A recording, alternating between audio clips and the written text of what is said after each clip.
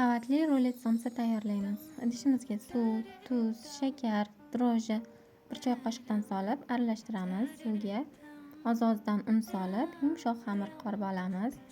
Mana shunaqangi yumshoq bo'ladi. Xamirimizni ikkiga bo'lib 20 daqiqaga tindiramiz. Endi tovaga yog' solib qizdirib, mayda to'g'ralgan tovuq filesini qovurishni boshlaymiz. Tuz, priprava, paprikadan solib yaxshilab aralashtirib qovuramiz.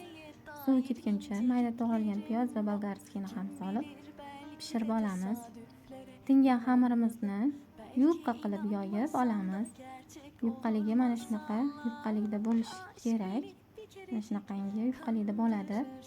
Endi eritilgan margarin yoki saryog'ni surib, konvert ko'rinishida taxlab olamiz. Ikki tomonlama. Endi ustiga ham surib, saryog'imizdan shunaqa taxlaymiz va yana 20 daqiqaga tindirib qo'yamiz. Ustini yopib, 20 daqiqadan so'ng olib, yana yupqa qilib yoyib olamiz. Nachinkamizni bir chetidan qo'yib, ikki tomonini buklab, yaxshilab rulet ko'rinishida o'rab olamiz. Keskichda kesib, chetlarini naqsh beramiz va yana o'rab olamiz.